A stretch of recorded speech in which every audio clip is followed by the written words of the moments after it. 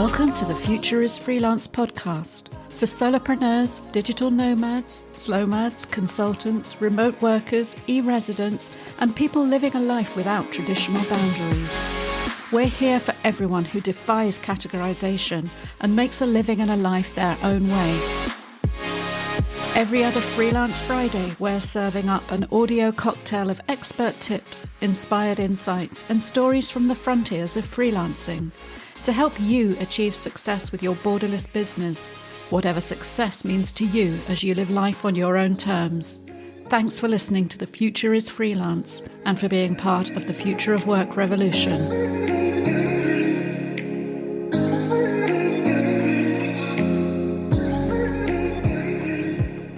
So hello, Future is Freelance listeners.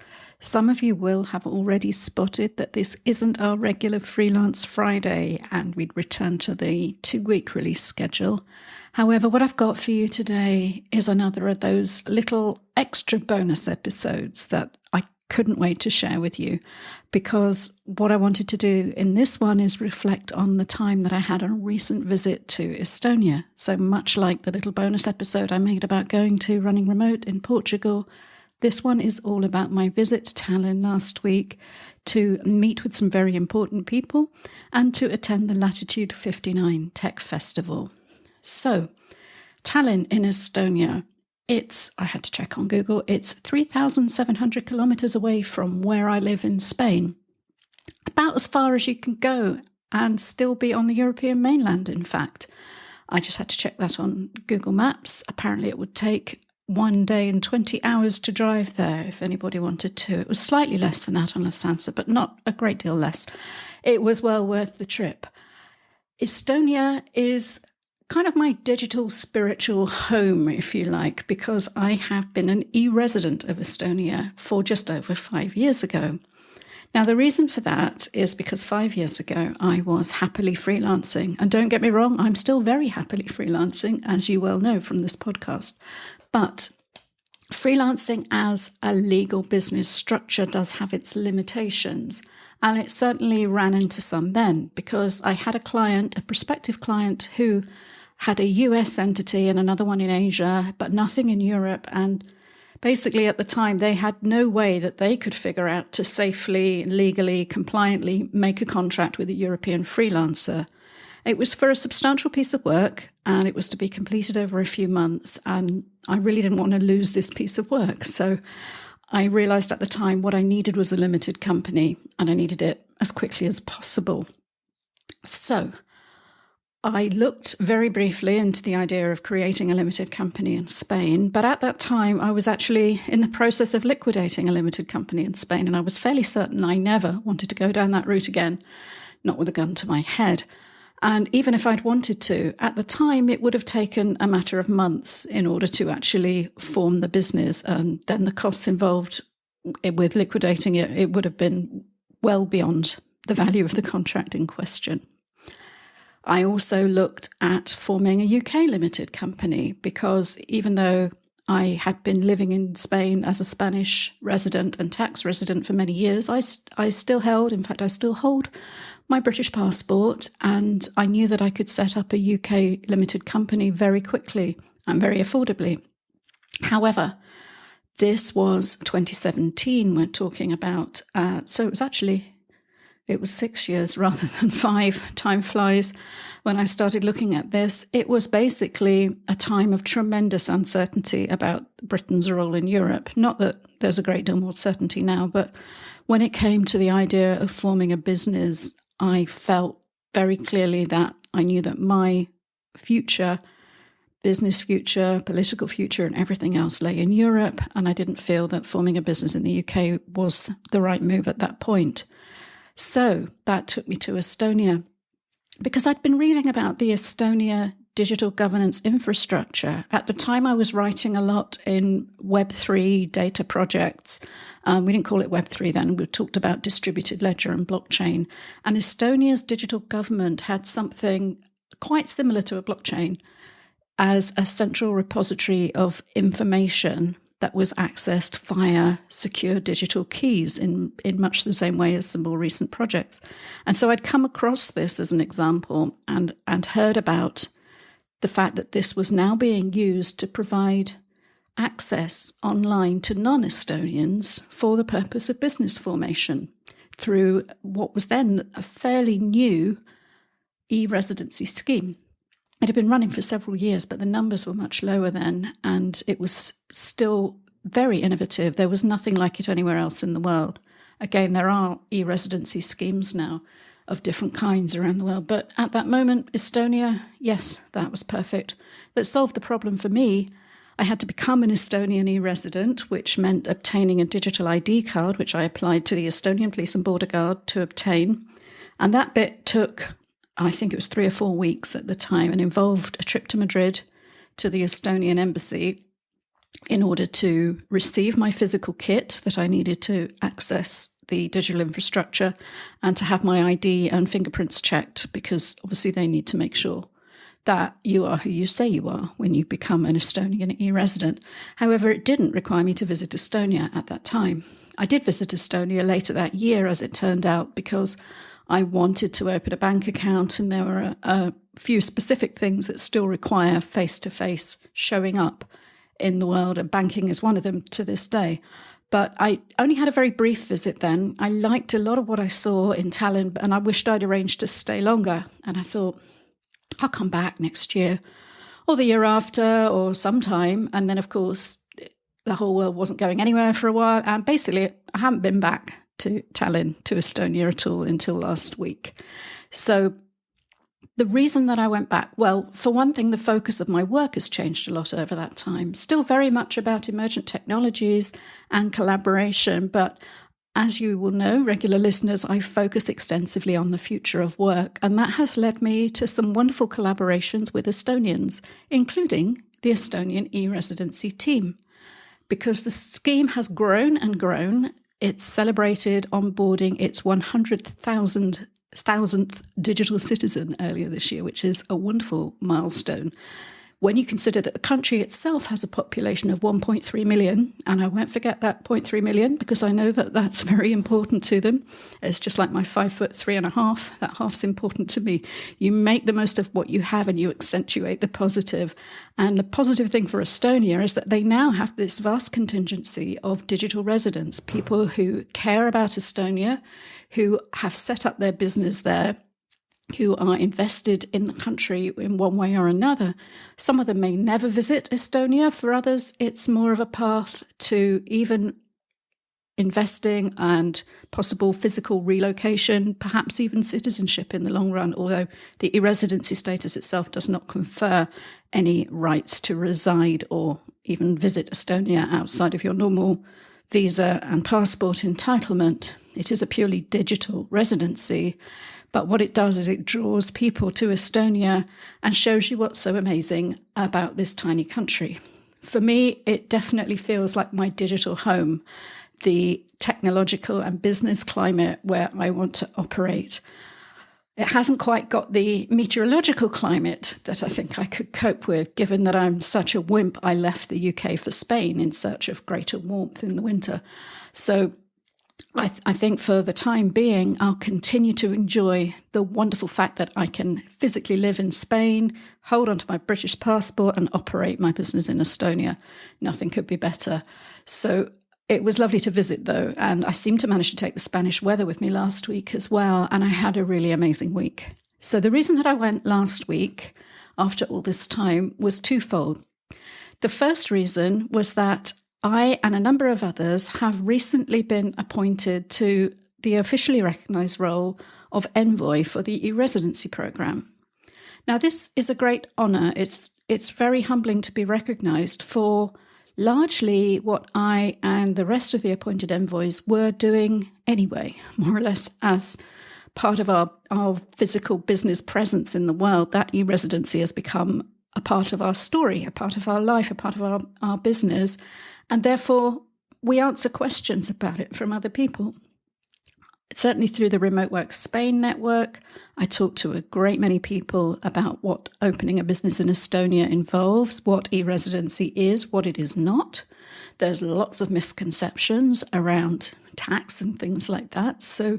And because of the work I do for the department itself in creating content, I have become quite knowledgeable about those distinctions and about explaining the use cases, explaining the boundaries of the scheme, and explaining what the benefit is on so many levels of becoming an Estonian e-resident. So it was a great privilege to have that recognised as that reflection of what I do anyway, to give it some formal structure and a role, and also to be part of a network of wonderful entrepreneurs. Now, regular listeners have met one of my fellow envoys, actually. Mark Isaac was in Season 1, Episode 8 last year, because he is part of the official representation body of e-residents in Estonia.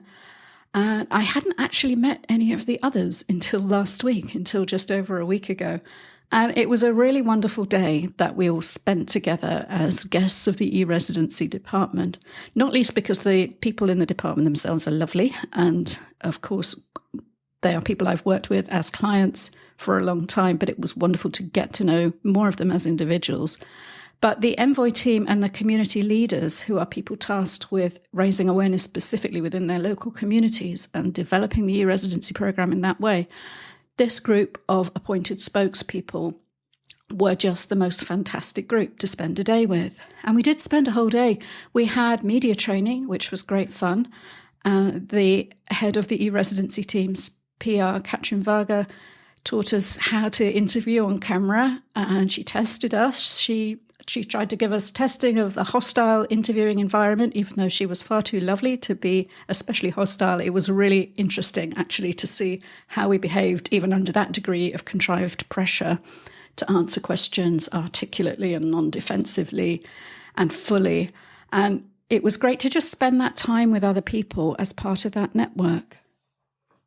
That's not least because these are entrepreneurs who are fascinating in their own right. And that's one of the reasons that I really love writing for the e-residency department, in fact, because every e-resident I've ever met and profiled as a case study has been absolutely fascinating. And these people chosen as representative spokespeople were clearly some of the most interesting and achievement-oriented, creative, just really friendly, lovely people to hang out with. I even felt a touch of imposter syndrome that some of these were people who were serial entrepreneurs who've built great businesses, where I really see myself as a solopreneur forever, and I'm not interested in that kind of growth. But they were also welcoming, so open. And it really reminded me how much, in fact, us solopreneurs do need networks and community. This is something we talk about a lot on this show, even in last week's episode with Ali Mian from Costa Women.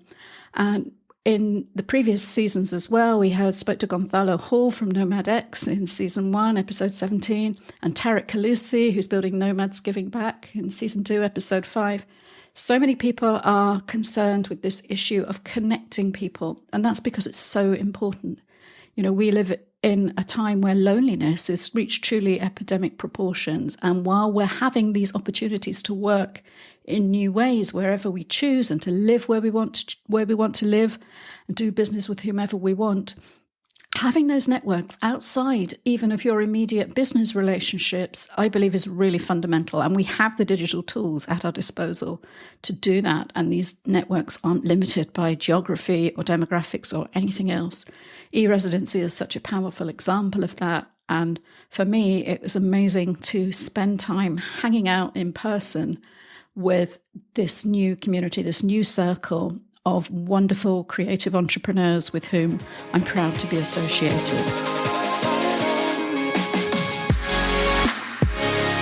So that was one day of my visit to Estonia last week. The second one was to attend the Latitude59 event. Now, Latitude59 bills itself as the flagship startup and tech event of e-Estonia, the world's first digital society.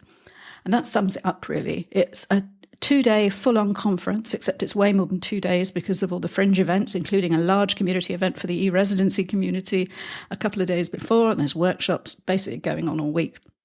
And they really pack it in. on a multi-track format, which is designed to create this amazing sense of FOMO, that there's all these conversations going on around you. There are so many people you can meet. The whole thing's oriented very much around networking opportunities and connecting people with those unexpected synergistic connections with other people. Particularly if you're e-resident and you're not always in Estonia, it's a chance for people to connect. I could see so many reunions occurring, people who maybe only visit the country once a year, even if it's the centre of their business. And once a year, they're still doing better than me on past form. And we're just so glad to see one another and to reconnect. And that was all happening outside of a very packed and interesting program of talks going on several different platforms. So you really couldn't be everywhere at once. And I couldn't personally catch everything. You had to be a bit selective. There were some of the talks I particularly enjoyed, though. One of them was entitled How Not to Become a Digital Nation, But Why? And that one was particularly interesting for me as an e-resident and working the way that I do. It was a panel which included, now I'm going to apologise in advance for my mangling mispronunciation of Estonian names, but it was chaired by Sandra Sarav, who is the Estonian Ministry of Economic Affairs and Communications, and she had welcomed us at the Envoy Day earlier in the week. And the panel also included Liina Vachas, again, apologies for my pronunciation, who is the incoming CEO of the e-Residency programme itself. So you can imagine that session really resonated for me, living as I do in one country while digitally in Estonia and seeing firsthand the power of really interconnected digitalization on society. And it was really interesting to see how obviously this was only possible with the kind of blank slate that Estonia's unique history provided, and to compare and contrast that with Spain. And hopefully things are improving in Spain, but it's taking its time and we're just not starting from the same place. Anybody who listened to the episode with Lewis Williams from Entre Tramites in episode 8 of the present series will remember that things are getting better in Spain. We have digital signatures, for example, but we don't have anything like the digital ID infrastructure of Estonia because they built that from scratch in the 90s. They had a completely blank slate and were able to think, what do we need? It was so different from the legacy systems that most governments have had to adapt and change and retrofit over the years. So no wonder they've ended up with something very different. I mean, Spain does have digital signatures now, but mine's about to expire. So on Monday morning, I have to go and spend, it's officially a half-hour appointment, renewing it at a local town hall, not my local town hall. In fact, I've got to travel, and I've had to block the whole morning off because I know how appointments work in Spain, and of course it can't be done online, and it's going to involve physical bits of paper and probably being in the wrong building with a piece of documentation missing and having to go back for it. We have this joke in Spain that there's always one document missing. It's just so different in Estonia, where everything is done with this single digital identity and verified credentials using private public key encryption, which you can do from anywhere in the world on any device in seconds.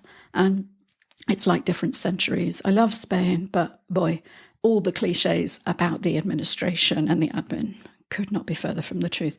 And that's why it was so interesting to hear the Estonian situation just being talked about so normally, so taken for granted, what they have on this panel and throughout the whole event.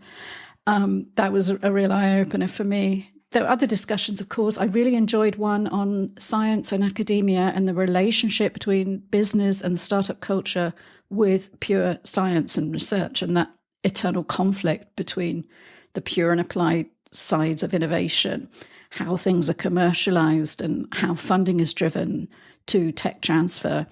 Obviously, this potential conflict is as real in Estonia as anywhere else, but academics have always had to pitch and win. And there's something about the startup mindset of Estonia that seems very powerfully to underpin that and make it more acceptable as a place where business and research can talk to each other and acknowledge their shared goals. And that alignment seems more viable here than maybe in some more old-fashioned institutions. It's as good a place as any to speed up that journey anyway, from idea to viable product or solution. Though I did speak to one postdoc after that session who was dismayed by the increasing military emphasis on funding availability. And of course, this is an inevitable sign of the times. Estonia continues to lead on cybersecurity and digital defence, but when your whole governance structure is digital, that has to be protected, and it continues to be tested by geopolitical events, of course.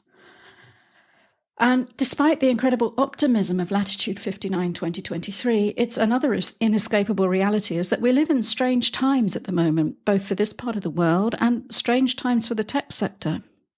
Estonia, with its unique history, has always exemplified the potential to rise to challenges with great creativity and positivity. And it's an optimistic place as any to be solving these big problems. Of course, one of the other big themes from the event included AI and the challenges and opportunities therein, a theme that we've covered before on this show from the perspective of how it impacts us as freelancers, and we'll doubtly return to it again because it's so fast-moving. And for now, I strongly maintain that learning and understanding this stuff is the most important priority for future-proofing any career. And I attended a really useful workshop with Paul Rue, the VP of Artificial Intelligence at Infomedica, which is a Polish AI digital startup building health solutions to make healthcare accessible and convenient for everybody. The workshop was called Embracing the AI Revolution and Making Sense of It, Risks, Opportunities and Consequences. So for me, that was a definite one to tick going to in the app and make sure that I showed up. And the most important takeout I found was the contextualization by somebody actually immersed in the space rather than trying to figure it out from the outside. What I learned was we are still so early in terms of popular understanding and, of course, when it comes to regulating. And we've had further statements this week from people who are very concerned to slow things down and just try and get a grip on this before development goes off in too many different directions. But what Powell brought home to me is that the roots of artificial intelligence models are decades old, and it's all building on things which have been known and understood for a long time. Also, the chat-based generative AI stuff that everyone's so excited about is such a small part of the whole industry. It's distracting and it's dominating the discourse, but it's not nearly as exciting as some of the other applications like medical data.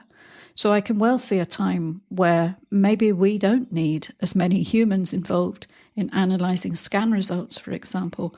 But I think it'll be a long time before we want to replace the human doctor who sits down with those results and talks to the patient about what the implications are going to be for a life-changing medical situation. So there's definitely hope, I found, from attending Latitude for the humans and the AIs to continue to collaborate.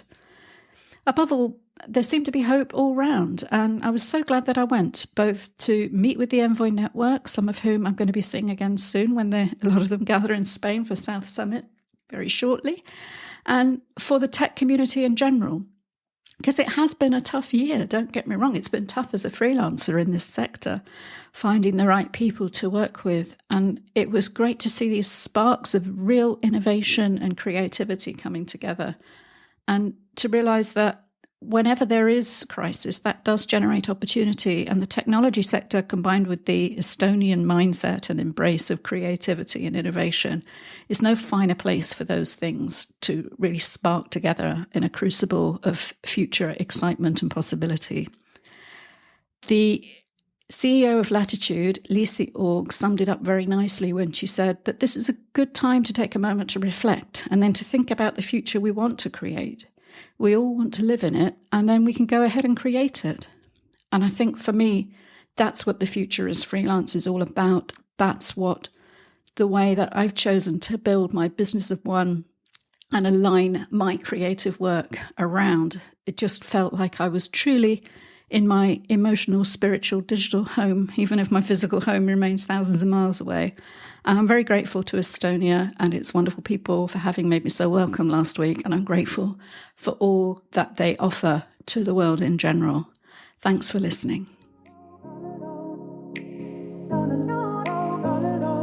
Thank you for listening to the Future Is Freelance podcast. We appreciate your time and attention in a busy world and your busy life. If you enjoyed this episode, please share it with a fellow freelancer. Help us grow this movement of independent entrepreneurs. If you rate and review The Future Is Freelance in whatever app you're listening to this right now, or over at futureisfreelance.xyz, then that will help spread the word and help us reach more people who need to hear this message and join the conversation. Together, we can change the world and make sure the future is freelance.